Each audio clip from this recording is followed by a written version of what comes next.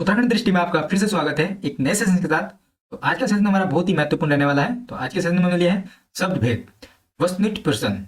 तो आने वाली जो 26 तारीख है, तो इसमें जो एग्जीक्यूटिव ऑफिसर का एग्जाम होगा उसमें 100 नंबर की हिंदी पूछी जाएगी, और जिसमें से सिलेबस के अनुसार शब्द भेद यानी तत्सम, तद्भव, देशज, विदेशज जो शब्द हैं, इनमें से 10 नंबर का यहाँ से एग्जाम में पूछा जाएगा। तो आइए शुरुआत करते हैं। हमने इंपोर्टेंट जितने भी प्रश्न हैं जो एग्जाम में पूछे गए हैं, इसमें सभी को सम्मिलित किया है। तो आइए शुरुआत करते हैं।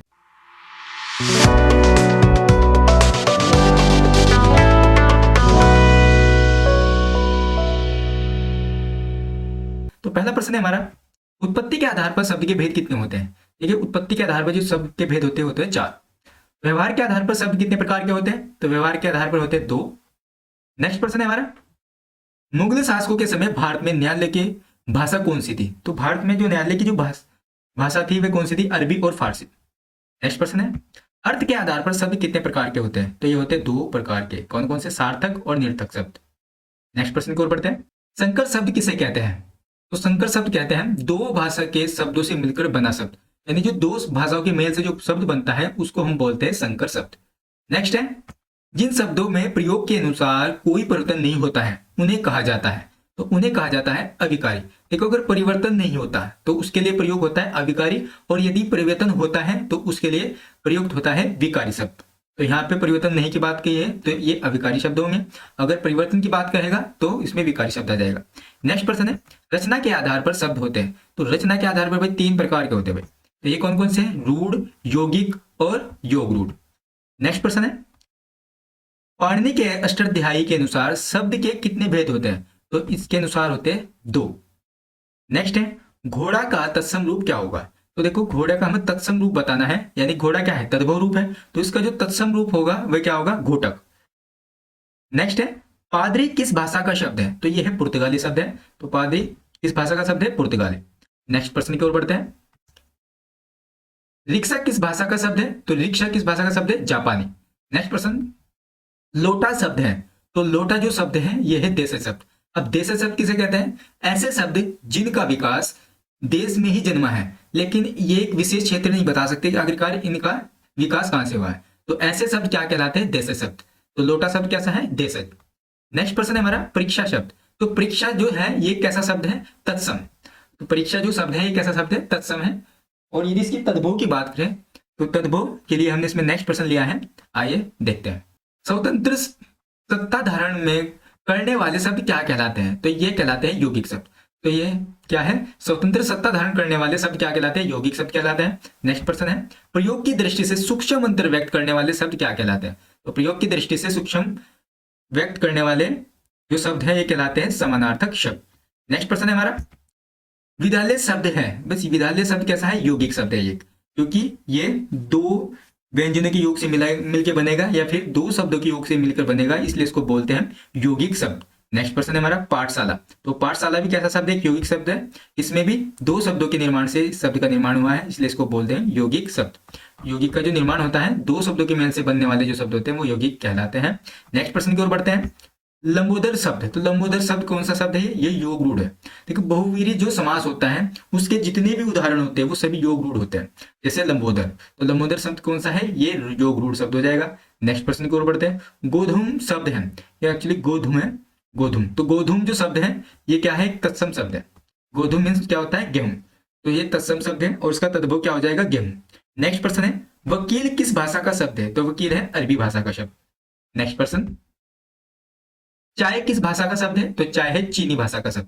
नेक्स्ट है प्रश्न नंबर 22, रेलगाड़ी शब्द है, तो रेलगाड़ी कौन सा शब्द है, संकर शब्द है। और संकर शब्द क्या होते हैं, जो 2 भाषा के मेल से बने होते हैं।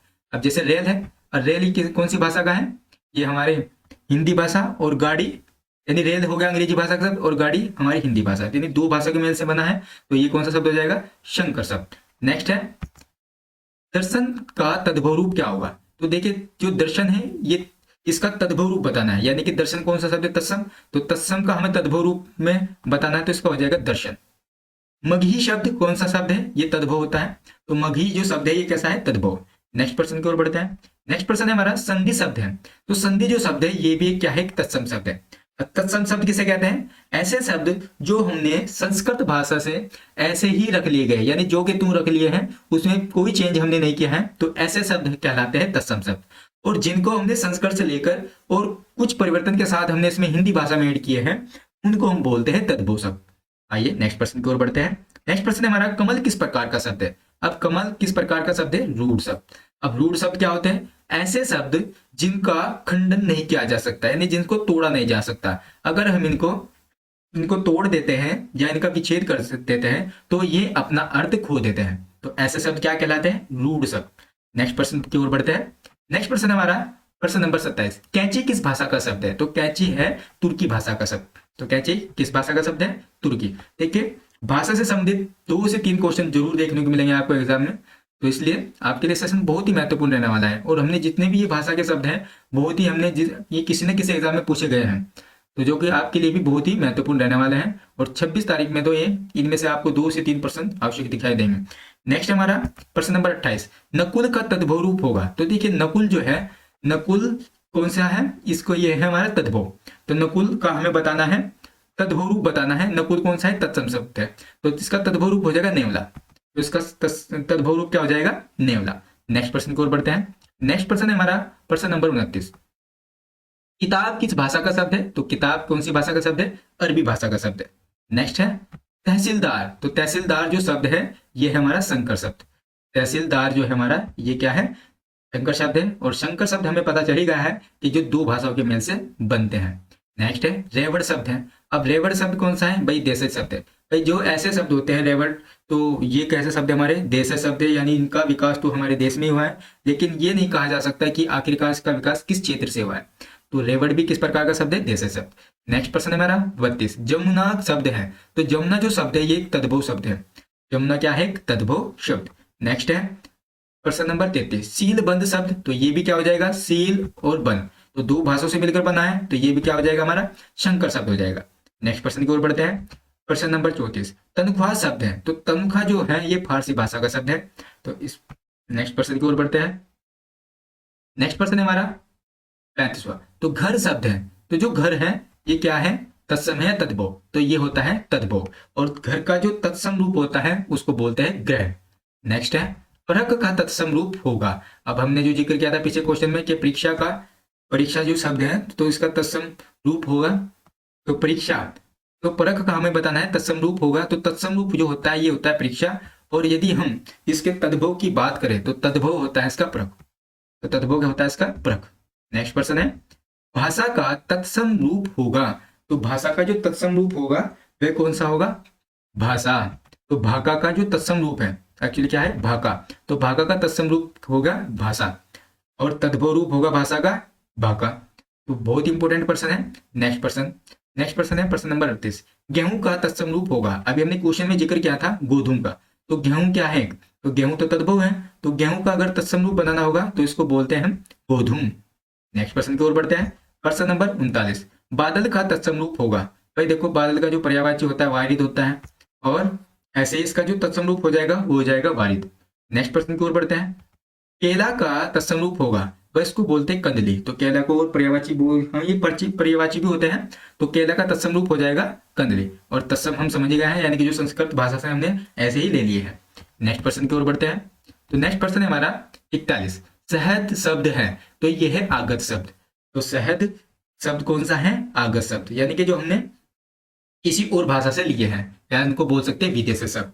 नेक्स्ट प्रश्न की ओर बढ़ते हैं। नेक्स्ट प्रश्न है हमारा जलज शब्द है। अब जलज कौन सा शब्द है? योग रूढ़।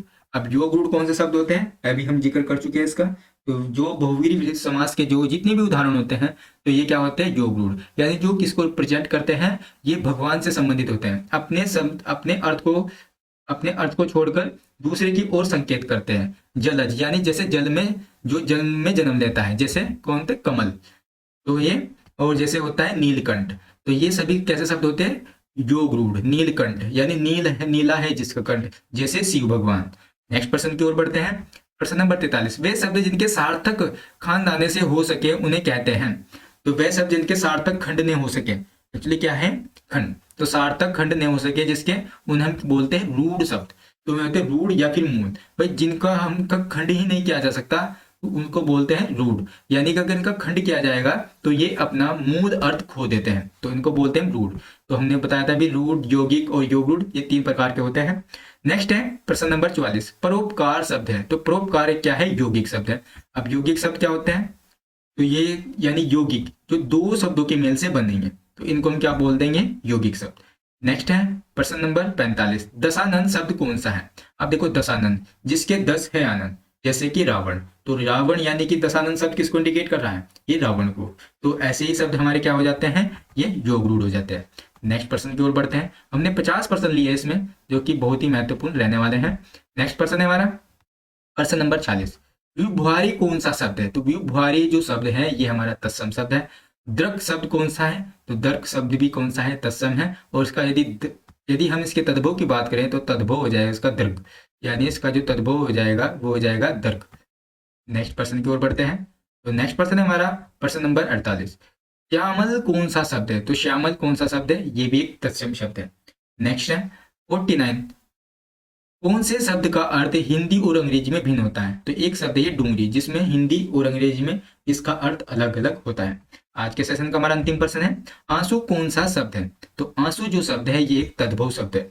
उत्तराखंड दृष्टि का ये सेशन आपको कैसा लगा है आप कमेंट बॉक्स में जरूर बताइए। तो आपसे फिर मुलाकात होगी, और यदि सेशन में आप नए हैं तो आप उत्तराखंड दृष्टि चैनल को लाइक एंड सब्सक्राइब जरूर कीजिए। तो आपसे फिर मुलाकात होगी नए सेशन के साथ। तब तक के लिए नमस्कार।